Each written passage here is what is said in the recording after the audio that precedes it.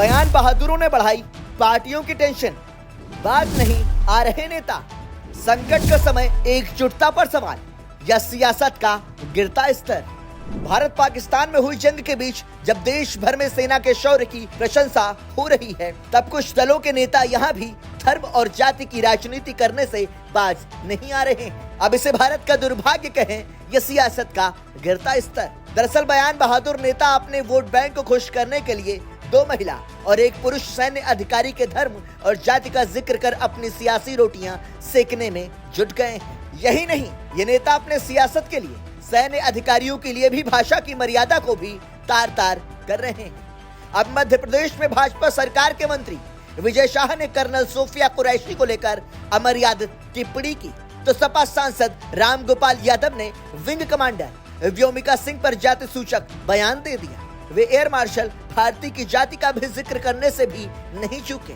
वहीं मध्य प्रदेश के deputy CM Jagdish Devda भी सेना का अपमान करने से नहीं चूके। इन तीनों नेताओं ने क्या क्या बयान दिए, आइए सिलसिलेवार तरीके से सुनते हैं। जिन्होंने हमारी बेटियों के सिंदूर उजाड़े थे, हमने उन्हीं की बहन भेज करके उनकी ऐसी की तैसी करवाई। एक बार मोदी जी के लिए जोरदार ताली बजाएं। उन्होंने कपड़े उतार उतार के हमारे हिंदुओं को मारा और मोदी जी ने उनकी बहन को उनकी ऐसी की तैसी करने हमारे जहाज से उनके घर। अब मोदी जी कपड़े तो उतार नहीं सकते थे, इसलिए उनके समाज की बहन को भेजा कि तुमने हमारी बहनों को अगर विधवा किया है तो तुम्हारे समाज की बहन आके तुम्हें नंगा करके छोड़ेगी। देश का सम्मान, मान सम्मान और हमारी बहनों का सुहाग का बदला तुम्हारी जाति की समाज की बहनों को पाकिस्तान भेजकर से कोई ले सकता है? व्योमिका सिंह हरियाणा की जाकर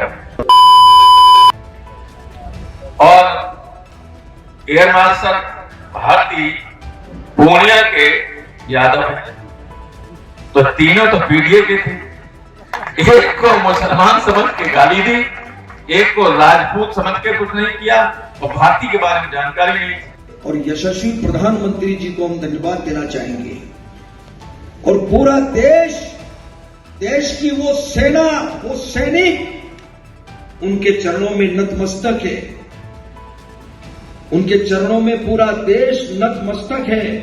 उन्होंने जो जवाब दिया है उसकी जितनी सराहना की जाए, जितना कहा जाए, एक बार उनके लिए जोरदार ताली बजा करके। लोगों के मन में उठते सवाल, सैन्य अधिकारियों और सेना पर विवादित टिप्पणी करने के पीछे भाजपा या सपा नेताओं की मंशा क्या है? जाति और धर्म के नाम पर सियासत की दुकान चलाने वाले इन नेताओं के खिलाफ क्या संबंधित पार्टियां कार्रवाई करेंगी? जातिवाद को खत्म करने की बात करने वाले दल आखिर चुनाव जीतने के लिए जाति का सहारा क्यों लेने लगते हैं? क्या समाज को बांटने की कोशिश करने वाले अब सेना में भी इस जहर को फैलाने की कोशिश कर रहे हैं? क्या केंद्र और राज्य सरकारें ऐसे बयानवीरों के खिलाफ कोई ठोस कार्रवाई करेंगी?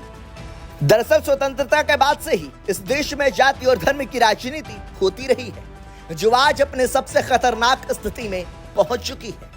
इस स्थिति के लिए सबसे अधिक जिम्मेदार वे क्षेत्रीय दल रहे हैं, जो जाति के नाम पर उभरे और इसके सहारे सत्ता के गलियारे तक पहुंचे। इसका परिणाम ये हुआ कि कांग्रेस और भाजपा जैसे दल भी इसका खुलकर इस्तेमाल कर रहे हैं। हालांकि भाजपा हिंदुत्ववाद के नाम पर आगे बढ़ी तो कांग्रेस ने धर्मनिरपेक्षता के आड़ में तुष्टीकरण की राजनीति का दामन थाम लिया, जाति और धर्म का जहर फैलाने की कोशिश। दरअसल क्षेत्रीय दलों को लगता है कि जब तक जातिवाद को बढ़ावा नहीं दिया जाएगा वे सत्ता के शिखर पर नहीं पहुंच पाएंगे। लिहाजा समाज में जाति और धर्म का जहर फैलाने की लगातार कोशिश हो रही है। कुछ दलों के नेता अब सेना को भी इसी चश्मे से देखने लगे हैं। भाजपा सपा के नेताओं के हालिया बयान इसी का परिणाम है। यही वजह है कि दोनों दल अपनी सियासत चमकाने के लिए सैन्य अफसरों पर विवादित बयान दे रहे हैं। वे सेना के नाम पर अपनी सियासी गुड़ाभाग को ठीक करने में जुट गए, जबकि यह स्थिति भारतीय संविधान के समता मूलक समाज की स्थापना के लिए बेहद खतरनाक है। हालांकि इस मामले पर हाई कोर्ट और सुप्रीम कोर्ट ने सख्त रुख अपनाया है, लेकिन इसका असर तब तक नहीं पड़ेगा जब तक देश में जाति और धर्म के नाम पर सियासी दल सत्ता पाते रहेंगे।